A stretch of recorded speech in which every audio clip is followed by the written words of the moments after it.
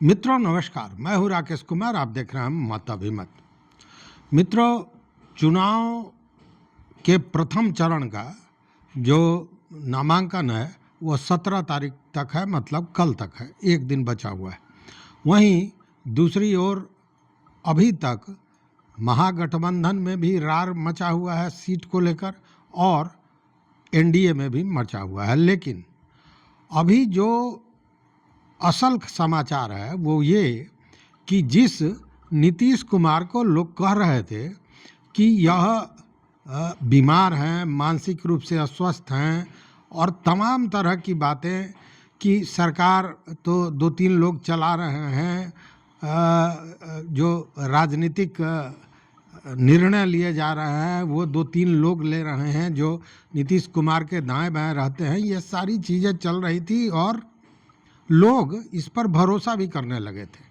लेकिन नीतीश कुमार ने अब यह स्पष्ट कर दिया है कि नीतीश कुमार के जो राजनीतिक दांव हैं उसके सामने कोई भी अड़ने वाला नहीं है, कोई भी नहीं है। मतलब उनका मुकाबला किसी से है ही नहीं। ऐसे भी पिछले भी इतिहास को अगर खंगालिए तो नीतीश कुमार कब क्या करेंगे ये किसी को पता नहीं होता था उनके निर्णय का, कि उनके दिमाग में क्या चल रहा है। वही स्थिति अभी दिख रही है और इसको लेकर जदयू में या यूं कहें कि एनडीए में पूरा हड़कंप मचा हुआ है। देखिए कितने ढंग से साधते हैं, मतलब कि ऐसी तीर वो चलाते हैं। जदयू के नेता हैं, जदयू के सर्वे सर्वा हैं एक तरह से कहें तो। यह भी कहा जाता है कि नीतीश के बिना जदयू का कोई वजूद नहीं है। अब देखिए यह जो बातें हो रही थी कि नीतीश को निपटाने का व्यवस्था बीजेपी ने किया है, और यह तब समझ में आया जब सीट शेयरिंग हुआ। 101 मिला जदयू को, 101 मिला भाजपा को, 29 मिल गया चिराग पासवान को और 6 मांझी जी और उपेंद्र कुशवाहा को मिला। तो ये सब समझ में आ रहा था उस समय कि एक तो कद पहले उनका छोटा किया गया, पहली बात। दूसरी बात कि बड़े भाई का मतलब जो तगमा लेकर घूम रहे थे उसको हटा दिया गया, दोनों को की सीटें बराबर हो गई, भाजपा और जदयू को। दूसरी बात कि जदयू के कुछ सीटों को जिस पर उसके सीटिंग एमएलए थे या परंपरागत सीट माना जाता है उसको चिराग पासवान को दे दिया गया था। तो यहाँ भी मामला वही था, मतलब इनके कद को छोटा करना। और भाजपा ने अपने हनुमान को 29 सीटें देकर जब दी तो एकाएक राजनीति में एक कहें कि चर्चा गर्म हो गया कि आखिर इतनी सीटें चिराग पासवान को क्यों दी गई। और फिर विश्लेषकों ने यह बताया कि यह सीट एक तरह से कहें कि भाजपा की ही है, मतलब भाजपा 101 पर नहीं 130 पर चुनाव लड़ेगी। हालांकि जब यह बात समझ में आई नीतीश कुमार को तो उन्होंने इस पर नाराज़गी जताई और जो लोग सीट शेयरिंग में जदयू के तरफ से बात कर रहे थे, जिसमें संजय झा थे, ललन सिंह थे, इन लोगों को बुलाकर उन्होंने कह दिया कि भाई इन सारी चीज़ों को देखिए, नहीं तो ये चलने वाला नहीं है। साथ में मुख्यमंत्री का चेहरा भी पहले बताना होगा चुनाव के पहले, यह भी बात उन्होंने रख दी। और जब यह बात रखी और सीट शेयरिंग की बात हुई तो उसके बाद धड़ाधड़ एक तरह से कहें कि जदयू में टूट शुरू हो गया। टूट ऐसा नहीं, मतलब आप इसी से समझिए कि सांसद ने भी कह दिया, भागलपुर के सांसद ने, कि हाँ साहब हमसे कोई राय नहीं ली गई है, बात नहीं की गई है। तो उन्होंने इस्तीफ़ा का पेशकश कर दिया कि आप स्वीकार कीजिए, हम सांसद पद से इस्तीफ़ा देने जा रहे हैं। इसके बाद भूचाल खड़ा हो गया। महामंत्री, जदयू की महामंत्री आसमा परवीन को टिकट नहीं मिल पाया, उसके बाद उन्होंने भी इस्तीफा दे दिया और बजाबते महुआ सीट से उन्होंने निर्दलीय चुनाव लड़ने का फैसला कर लिया।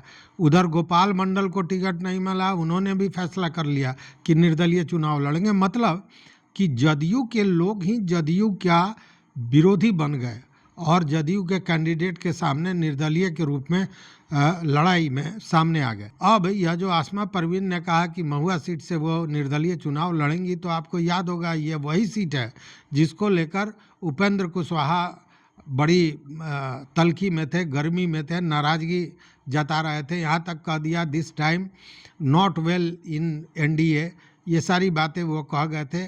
बाद में रात भर उनका मान मनौवल होता रहा। नित्यानंद राय और सम्राट चौधरी द्वारा मामला नहीं सुलझा तो उनकी बुलाहट दिल्ली हुई। दिल्ली में अमित शाह के साथ वार्ता हुई और बताते हैं कि एक राज्यसभा सीट और एक एमएलसी सीट का जब उनको लॉलीपॉप दिया गया, उसके बाद उनकी नाराजगी समाप्त हुई।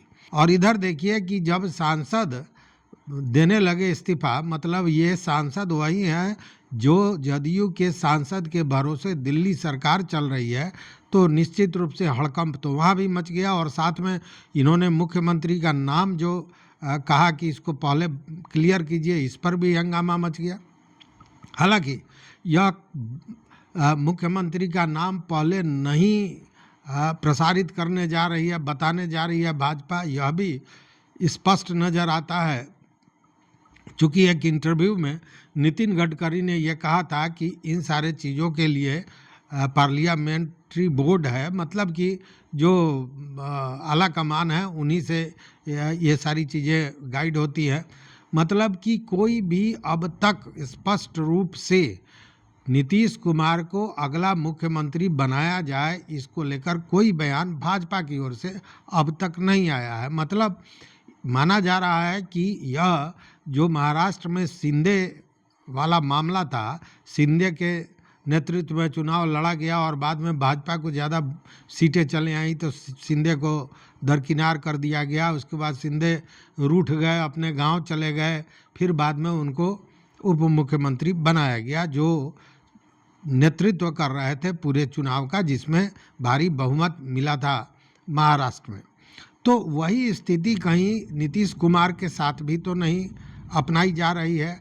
यह एक बड़ा सवाल खड़ा हो गया है और सवाल ही नहीं, लोग मान रहे हैं कि इसी ट्रेंड पर बीजेपी काम करती रही है, इसलिए यह पूरी तरह निपटाने का काम किया गया है। और सबसे बड़ी इनके जो सिपह सलार हैं संजय झा और ललन चौधरी, तो इन दोनों आदमी की नज़दीकियाँ शायद बीजेपी के साथ ज़्यादा है बनिस्पत के नीतीश कुमार के। बीजेपी से मतलब अमित शाह से ज़्यादा नज़दीकियाँ हैं बनिस्पत नीतीश कुमार के।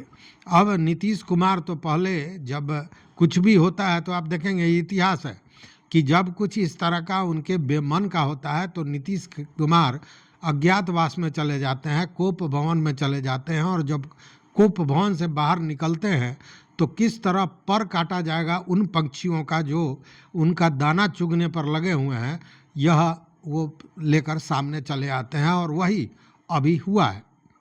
क्या हुआ है ये समझिए। लेकिन उसके पहले एक बात बता दें कि कल भी हमने देखा कई जगह कि यह कहा जा रहा था कि नीतीश कुमार पलटी मारने में मास्टर हैं, और इस बार जो दिया गया है कैंडिडेट्स का नाम, उम्मीदवारी घोषित की गई है, उसमें भी उन्होंने पलटी मार दी है। चूँकि प्रथम जो लिस्ट आया था 57 उम्मीदवारों का 57 सीट के लिए, उसमें एक भी मुस्लिम उम्मीदवार नहीं बनाया गया था। मतलब अब प्रश्न उठने लगे कि क्या भाजपा के ट्रेंड पर ही नीतीश कुमार जा रहे हैं या भाजपा से प्रभावित हो गए हैं।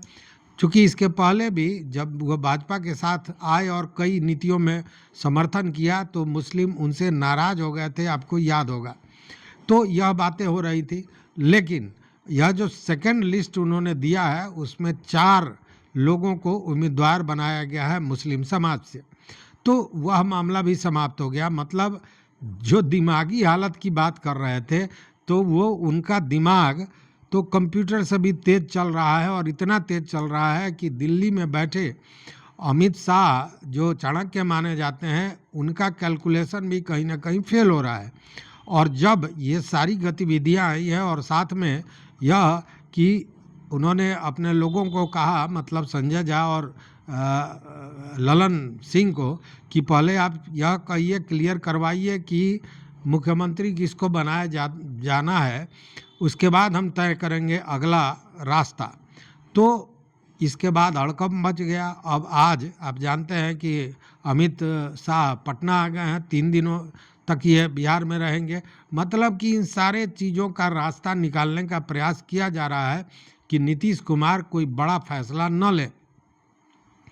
अब ऐसे भी देख लीजिए कि नीतीश कुमार जो सीट को लेकर परेशान थे, तो उन्होंने 5 ऐसे सीट हैं जिस पर अपना उम्मीदवार दे दिया है, और ये वो सीट हैं जो पहले जदयू के पास थे, लेकिन सीट शेयरिंग में वो सारे चिराग पासवान के पास चले गए थे।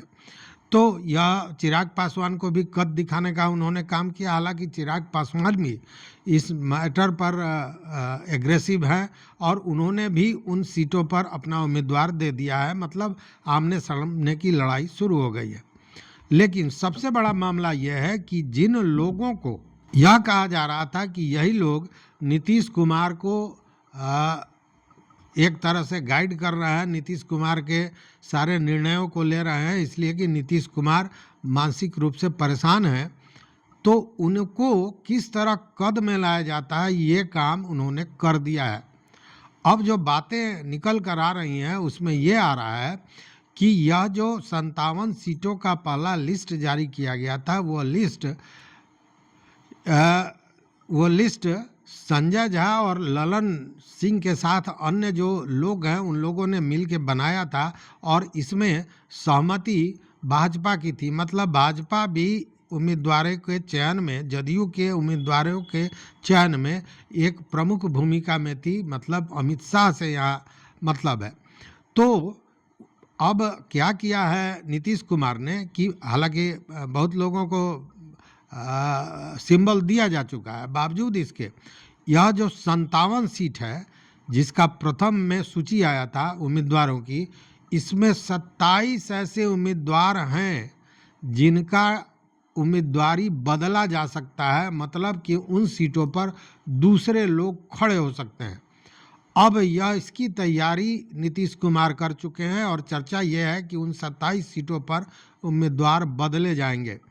कारण कि यह चयन जो है अमित शाह के एक तरह से कहें कि सहमति के साथ संजय झा और ललन सिंह ने किया है, और ये दोनों लोग जैसा मैंने बताया कि भाजपा से ज़्यादा नज़दीक है बनिस्पत की नीतीश कुमार से।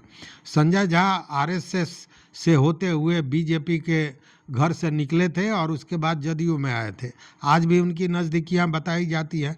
तो इन लोगों ने जो उम्मीदवारों का चयन किया था उसमें नीतीश कुमार को कहीं ना कहीं कुछ लगा है इस तरह का चीज़, जिसके बाद नीतीश कुमार ने स्पष्ट कर दिया है कि 27 लोगों की उम्मीदवारी, ये चर्चा चल रही है, अभी सूची नहीं आई है लेकिन ये चर्चा चल रही है, ये सूत्रों की बात है, मीडिया में भी ये चर्चा है कि 27 लोगों की उम्मीदवारी बदल सकती है। मतलब कि जो चाल नीतीश कुमार के खिलाफ चला जा रहा था उस चाल को पूरी तरह नीतीश कुमार ने समाप्त कर दिया है।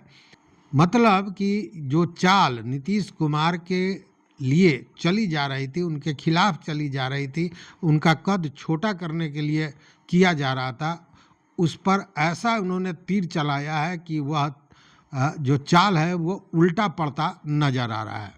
अब देखने वाली बात है कि यह 27 सीटें कौन है जिस पर उम्मीदवारों के बदलने की चर्चा हो रही है। और अमित शाह बिहार आए हैं तो क्या चिराग पासवान और नीतीश कुमार के बीच जो जंग छिड़ा हुआ है उसका कोई रास्ता निकाल सकते हैं क्या? जो उनका डिमांड है कि पहले मुख्यमंत्री के नाम की घोषणा हो, इस पर कोई रास्ता निकल सकता है? ये देखने वाली बात होगी। 3 दिन तक अमित शाह बिहार में रहने वाले हैं, जो सूचनाएं मिल रही हैं। तो देखते हैं कि आगे क्या होता है। आप भी देखते रहिए, नज़र बनाए रखिए। और एक निवेदन ये कि अगर चैनल पर नए हो तो सब्सक्राइब कीजिए, लाइक कीजिए, दोस्तों के साथ शेयर कीजिए और अपना विचार जरूर दीजिए, अपना मत जरूर बताइए। बहुत बहुत धन्यवाद, कोटिशः आभार।